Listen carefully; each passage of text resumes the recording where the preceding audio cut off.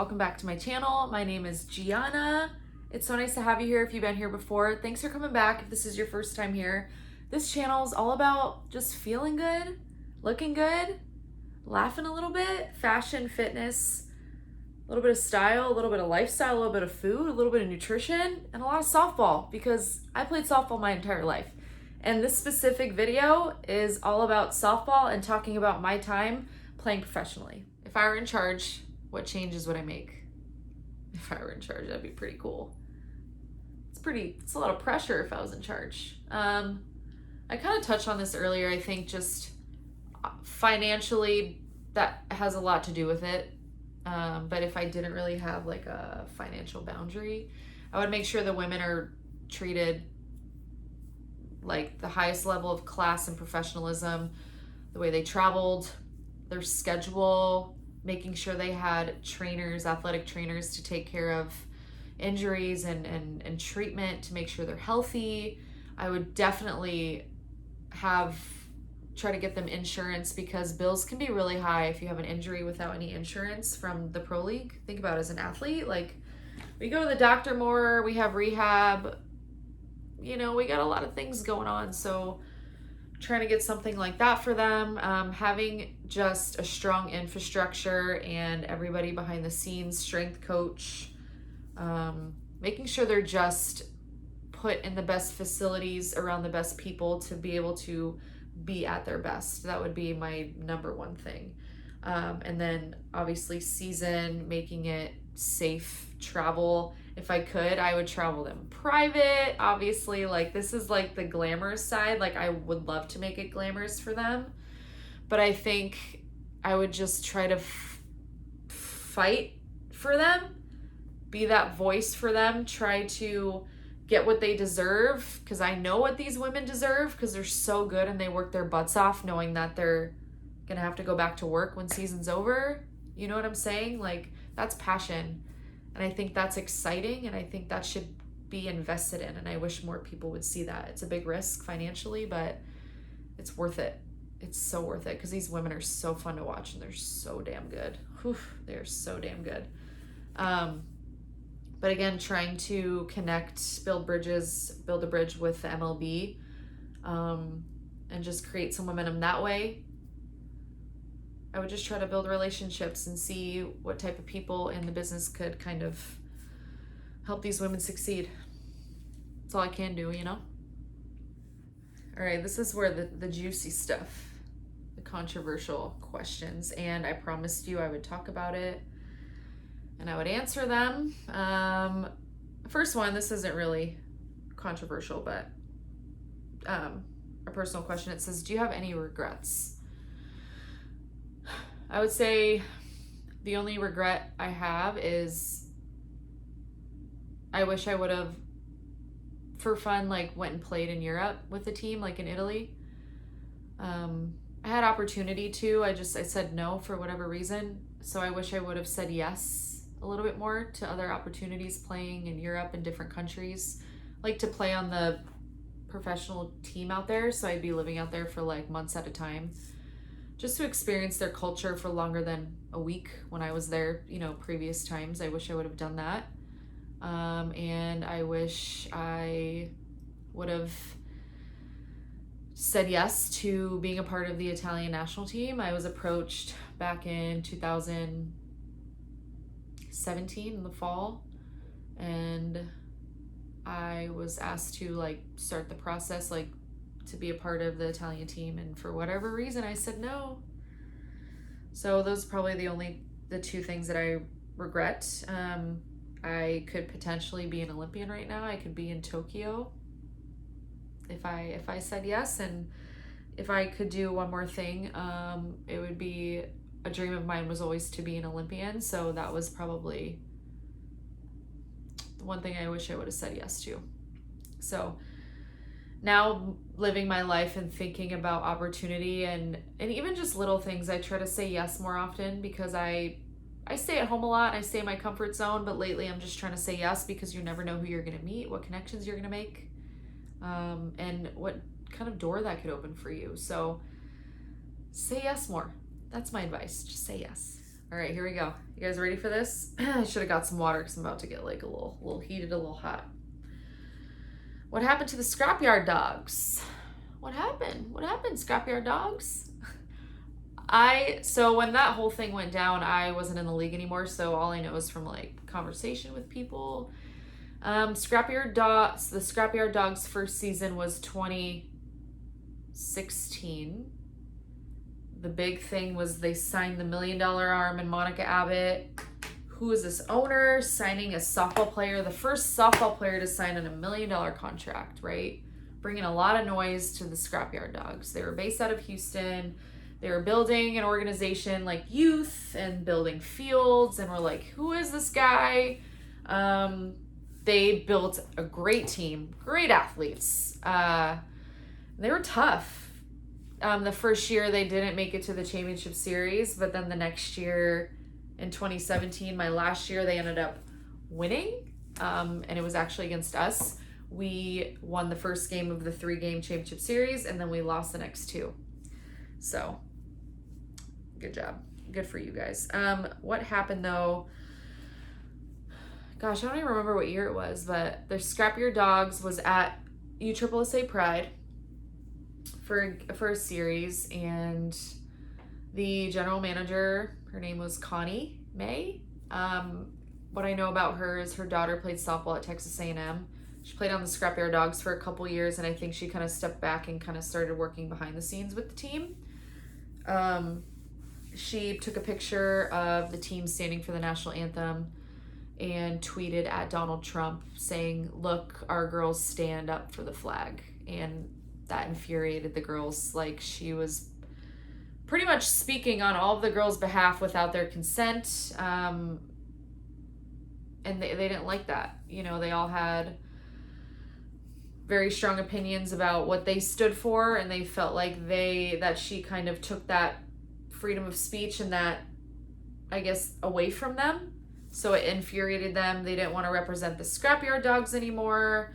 I heard that the Pride funded them for a bit, and they became like a different team where they were all black. I forgot the name that they chose, but they started an Instagram page, and they kind of took a stand against what she did. And after that, she was gone. It kind of burned the Scrapyard Dog name, like, one tweet, man, and it's just like, bad move, Connie.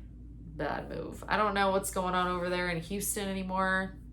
I don't know if there's a youth organization. I don't know what's going on, but gosh, social media is powerful in a good way and in a bad way. So be careful what you put on the internet, kids. This one was asked so many times, you guys. I'm a little anxious asking it. But this is a personal question. I'm not gonna say any names. They're not even worth being in my mouth, to be honest, but I promised I would answer these. So this next question, you're probably wondering, why aren't you on the couch anymore? Where are you at? You were in something different. I had a change of heart, honestly. I was being too nice when I answered this question, so I'm gonna answer it again.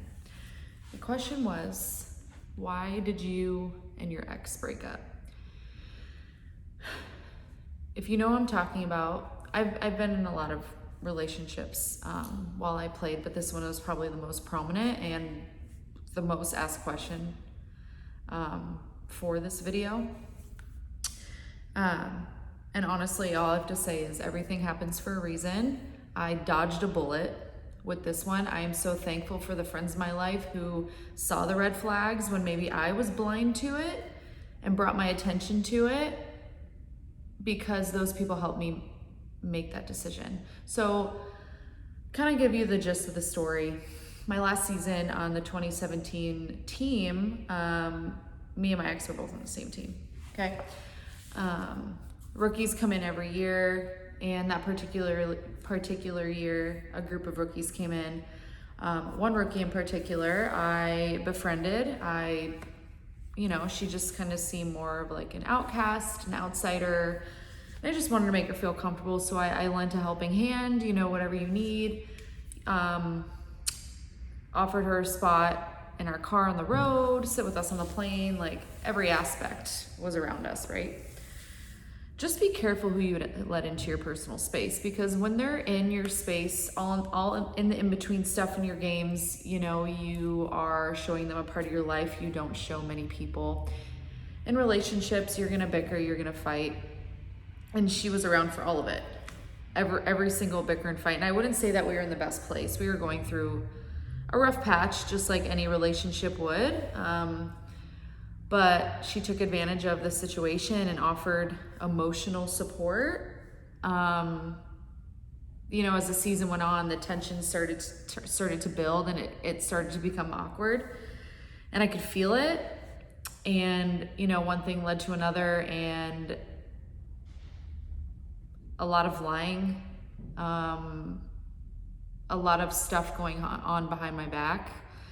And that's where my friends stepped in, and people even I haven't talked to in years came forward and were seeing things and were telling me things. And obviously I was just blind to it and didn't want to believe it until I saw something with my own eyes that confirmed it. So knowing that the type of people that they both are, and for them to be able to go behind somebody's back who, besides maybe being in a bad place in my own life mentally, like no one deserves that. No one deserves to be betrayed, especially when you let somebody into your personal space. So those are the type of people that they are. They deserve each other. And I completely dodged a bullet. Yes, I was devastated. I mean, it was like a 3-year relationship. You put a lot of time, and a big part of your life goes to that. You know what I mean? So the best thing you can do with those things, with long-term relationships ending, is honestly sit in the feeling, be alone. Don't look to jump into something else so quickly. Focus on yourself. Focus on what you can be better at, as a, you know, just use that opportunity to really grow as a human being. And that's kind of my my perspective on it. I just my character was kind of being compromised, so I wanted to share my side of it. I ignored it for a while and kept it to myself, but enough is enough. I was actually my fire and I was fueled to talk about this from an incident that happened this past Friday, and we're just gonna go right into that situation. So I had posted a picture. It was an old picture, 1998, my first ever competitive team on the Bullets, and then my most recent last season with the Pride in uniform. So I had tagged people that were a part of my journey: UCLA softball, USSSA Pride, brands that were involved, and posted it. And what's funny is, as soon as I had left the team, or as soon as I was done with the Pride, they unfollowed me. I never said anything, and it's been how many years now? 3 to 4 years, around there, since I left the team, and I haven't been followed by them since. And I always thought it was weird, but I knew the common denominator and the reason why, and I'll get there in a moment, and I'm gonna let you guys make the connection. So I tagged them in my picture, I posted it. I wake up the next day, and I come to find out I was no longer tagged, or USSSA Pride was no longer tagged in the photo. And I was like, that's interesting. That's kind of weird, because I'm pretty sure I tagged them, right? So I go back, benefit of the doubt, let me re-tag them. Maybe I forgot, benefit of the doubt. Can't even find them. All these youth teams are popping up, so I exit out of it. I go to just search in the normal search bar. Can't find them. I'm blocked. I'm blocked from the Pride account, the team that I played for 5 years. I had some success there. I mean, not to toot my own horn, but I was Offensive Player of the Year. I started most of my career. I led the league in RBIs. Like, I did some great things there. So whoever's trying to erase my existence on the Pride needs to grow up. They really just need to get over themselves. So when I immediately saw that, it pissed me off. It pissed me off because I'm just mind blown that somebody can stoop that low to block me, right? Make the connection, people. There's that same person that moseyed in to my life, also works for the national office and has part-time access to the social media accounts. Okay, so I put it on my story, talked about it graciously. 2 people from the national office that follow me on their personal accounts responded to the story and said, what? Excuse me, like, that's not okay. We're looking into it. We're gonna get to the bottom of it. We can only assume why, because if you've been around the Pride, you kind of know what had happened before that, years ago. Let's make that clear. Years ago, get over it, years ago. So within 20 minutes, I finally was unblocked, got a follow back, and my picture was liked. And I'm like, wow, 4 years later, the team is finally following me. The people who reached out to me at the national office took responsibility for it, even though it wasn't their fault. And now they're making it a point to make sure that they're following all alumni of the Pride, which is great. You know, I mean, a really crappy situation turned into them now paying more attention to the alumni and making sure that we all are staying connected. So I always talk about like vulnerability and being open-hearted and open-minded and just loving all people and accepting all people. And I think that's a great intention to have, but you just need to be aware of some other people's intentions. You just never know. But again, everything happens for a reason. Karma works in the craziest of ways. Trust it. Separate yourself, let it be, do your thing, make yourself better. And at the end of the day, like, if you are truly a good person with a heart of gold, with good character, people are gonna gravitate towards you. You don't have to talk bad about anybody or prove yourself in any way. You just have to be you. That's the only way to respond to it. And the very last question, why did you retire? Why did I retire? Let's go back. Let's go back to a moment in time. I remember the date. It was 2018. I finished my season in 2017 with the Pride. We had just played in Palm Springs in February, some scrimmage games against Team Japan. And I was hitting with somebody new and working really hard for the 2018 season. Right after my birthday, it was March 18th. I was hitting with somebody and I come back to my phone to a missed call from our GM at the time, and my heart and my stomach just dropped. It's like, I know what this call is. Like, I just had a feeling, right? Like something. But here's the thing. This is what I'm bitter about. It wasn't the fact that I was released from the team. It's like I said, it's a business. It crushed me because I really wanted one more season, honestly. But again, it was my decision to not reach out to other teams to try to play or to try to continue anyway. That was on me, for sure. But I think the way that they went about it, not only did I have a missed call, I had a voicemail. Listened to the voicemail. GM at the time released me over a voicemail. Over a voicemail, right? Talking about professionalism. With being a small league, you're not managing hundreds of players. You're managing 20-something women, right? It's a small team. We're supposed to be very connected and respected and just have a just different level of friendship and connection, right? So you would think respectfully they would want to tell you over the phone in an actual conversation, but I was left a voicemail. And I know girls on the team that were emailed or text. Couldn't imagine that. But again, it goes back to professionalism.